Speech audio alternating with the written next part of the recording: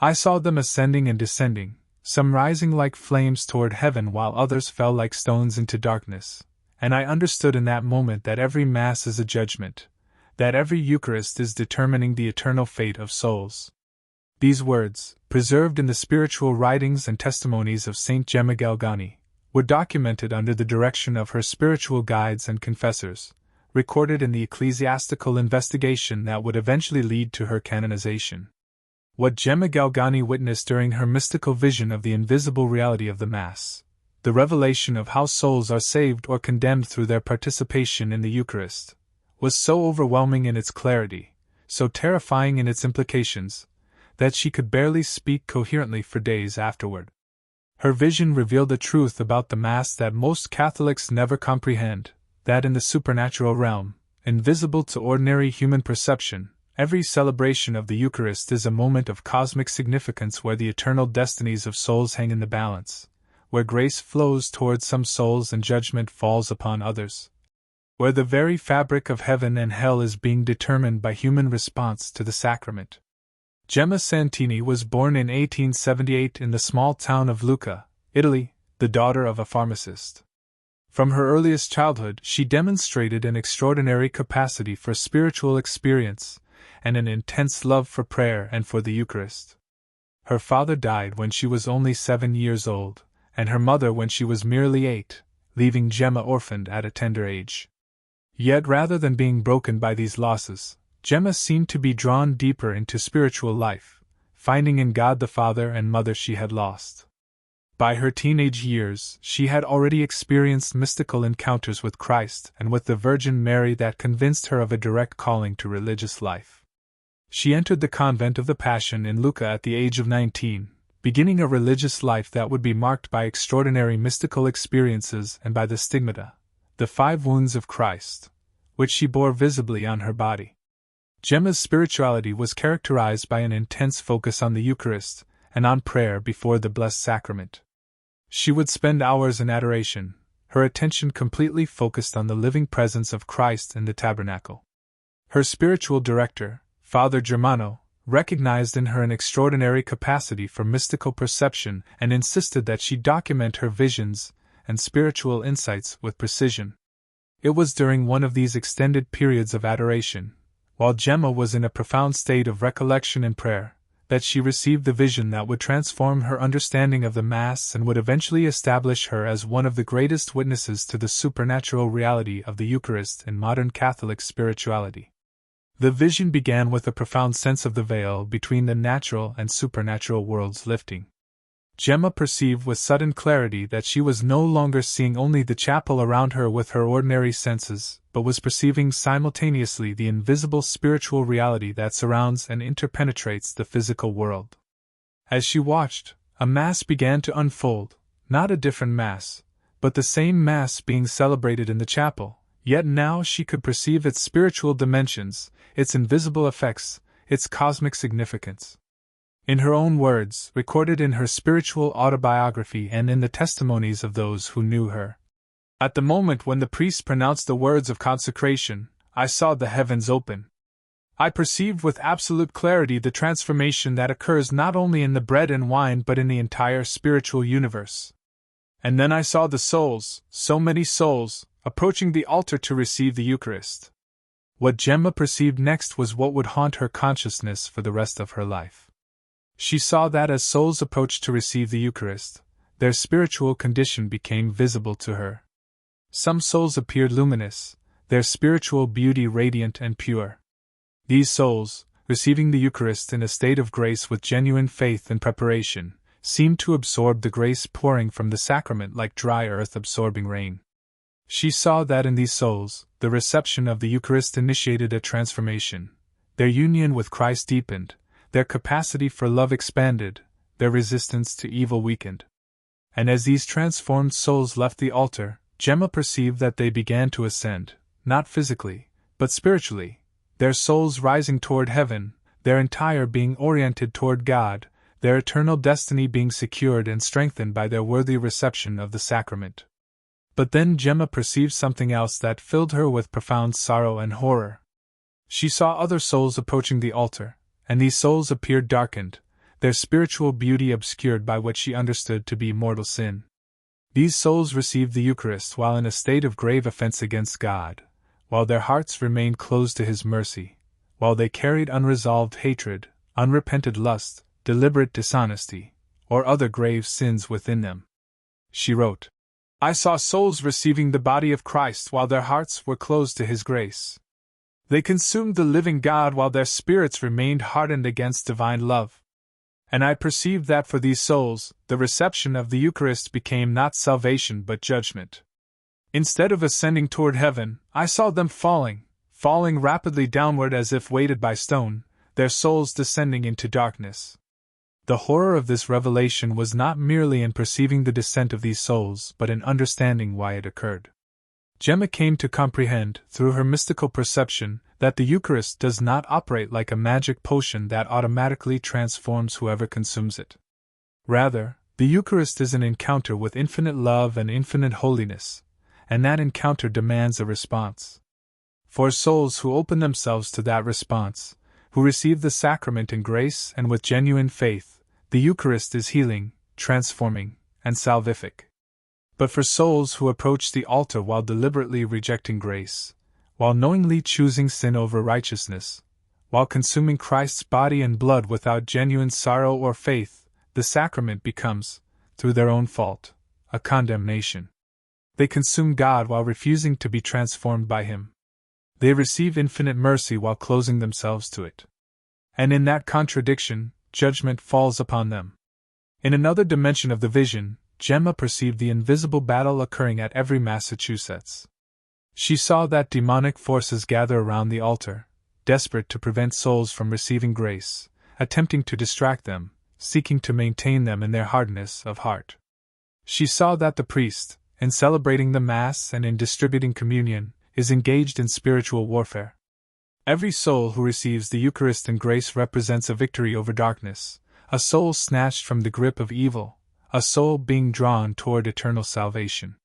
But every soul who receives unworthily represents a kind of defeat in that spiritual battle, a soul that the demons have successfully hardened against grace, a soul that approaches the very source of its salvation and rejects it.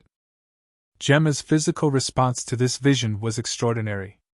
Those who were present in the chapel reported that she fell into a state of profound spiritual ecstasy. Her entire body trembled violently. Tears streamed down her face without ceasing. She remained in this state for hours, utterly absorbed in the vision, seemingly unaware of the physical world around her. When she finally began to return to normal consciousness, she was so weak that she could barely move. Her voice was hoarse from weeping.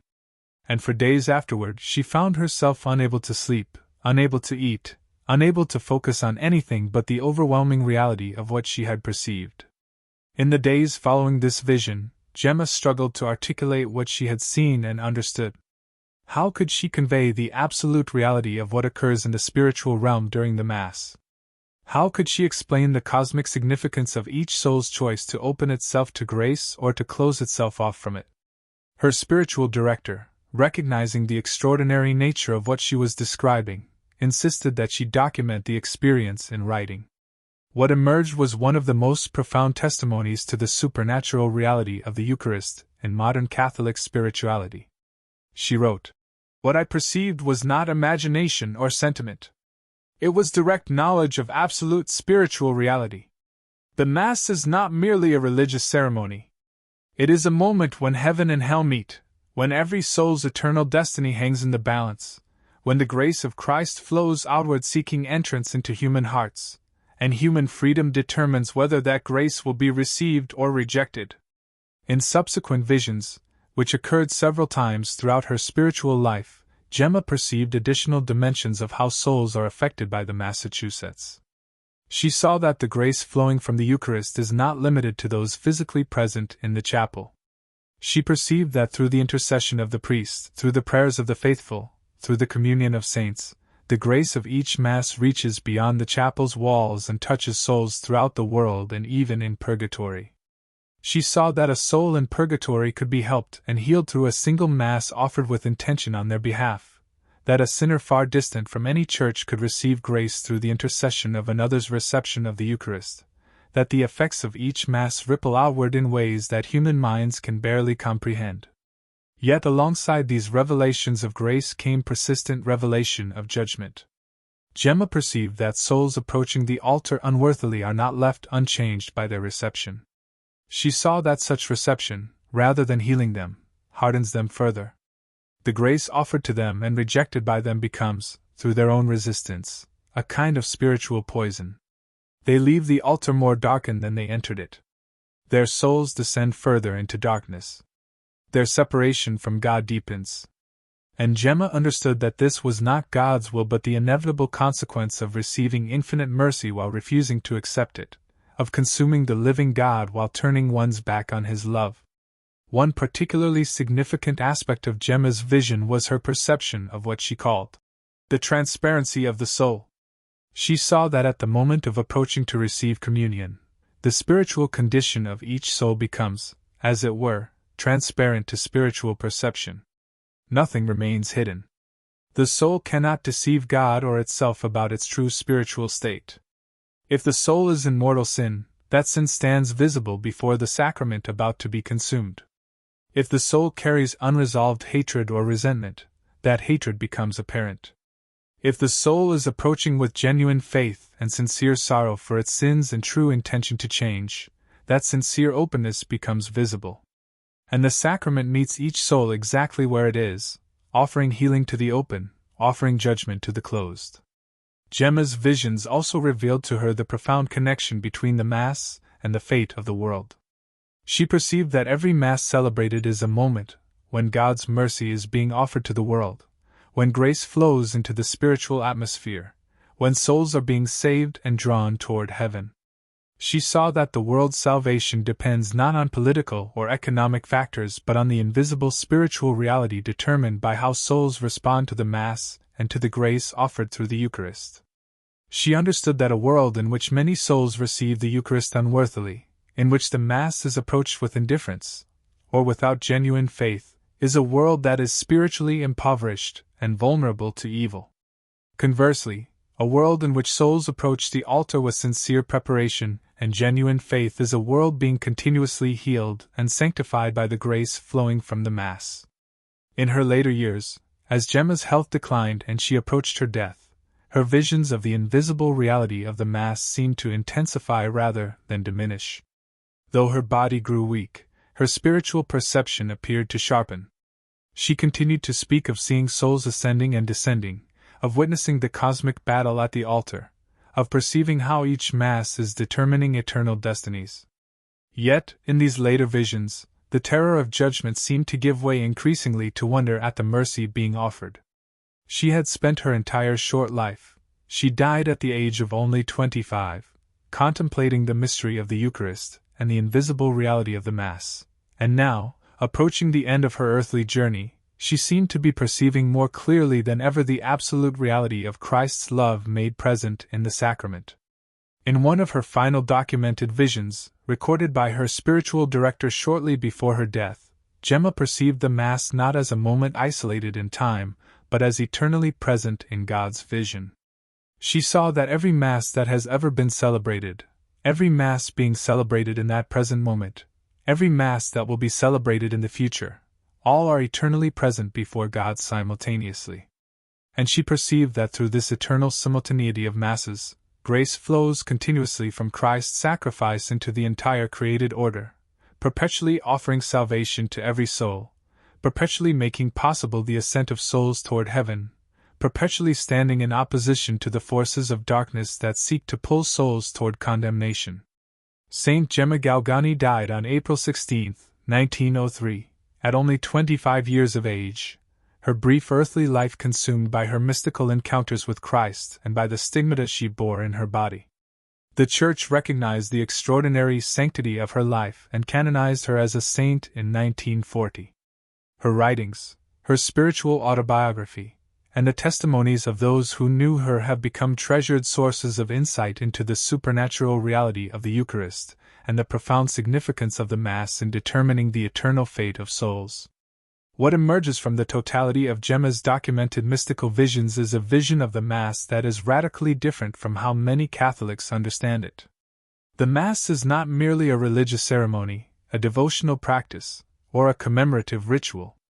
It is a moment of cosmic and eternal significance where the invisible spiritual reality of heaven and hell becomes actively engaged with the choices made by human souls.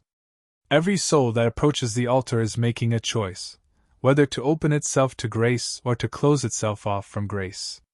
Every soul that receives the Eucharist is either ascending toward eternal salvation or descending toward eternal condemnation, determined not by God's judgment, but by the soul's own choice to accept or reject the infinite love being offered. Moreover, what Gemma perceived is that the effects of the Mass extend far beyond those physically present in the chapel. Through intercessory prayer, through the communion of saints, through the eternal presence of Christ in the Eucharist, the grace of each Mass reaches toward every soul in the world and even toward souls in purgatory. The Mass is not a private devotion but a cosmic event that ripples through the entire spiritual universe, affecting souls throughout the world and throughout history, offering salvation to all who open themselves to receive it. Furthermore, Gemma's visions reveal that receiving the Eucharist unworthily is not a trivial matter that can be overlooked or minimized. It is a profound rejection of grace, a closing of the soul to infinite mercy, and an action that paradoxically hardens the soul further in its separation from God. The soul that receives the Eucharist in mortal sin receives judgment along with grace, receives condemnation along with mercy, and leaves the altar more darkened than it entered. As you finish hearing about Gemma's vision of souls ascending and descending through the Mass, let the image remain with you that burned itself into her memory and transformed her entire understanding of the Eucharist. See the souls approaching the altar, some luminous with grace, rising toward heaven as they receive the sacrament, others darkened by sin, falling toward darkness as they consume the living God while rejecting His love. See the invisible battle at the altar, grace flowing outward seeking entrance into human hearts, demons seeking to maintain souls in their hardness, the entire cosmic order being affected by how each soul chooses to respond to the sacrament. Understand that every time you attend Mass, you are standing at a crossroads of eternity. Your choice to prepare with genuine faith, to approach the altar with sincere sorrow for your sins, to receive the Eucharist with openness to transformation, that choice is determining your eternal destiny. Your choice to approach carelessly, without proper preparation, while carrying unresolved sin in your heart, that choice is also determining your eternal destiny, but in a direction that descends rather than ascends.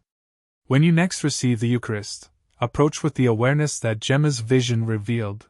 You are not receiving a symbol or a memorial. You are encountering the living God. You are participating in a moment of cosmic and eternal significance.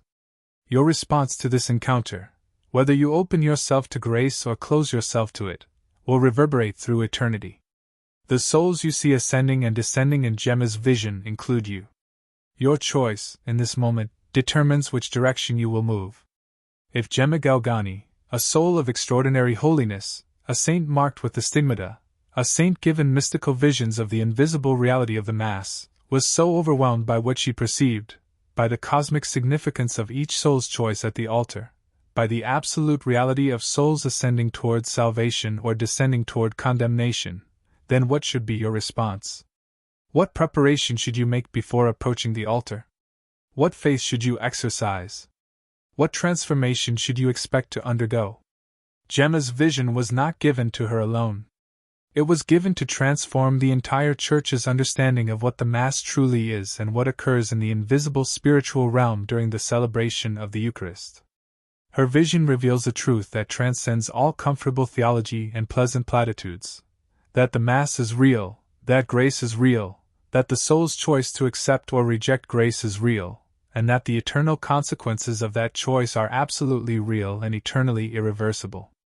Tonight, as you reflect on these words about Gemma's mystical encounter with the invisible reality of the Mass, do not let the vision fade from your awareness.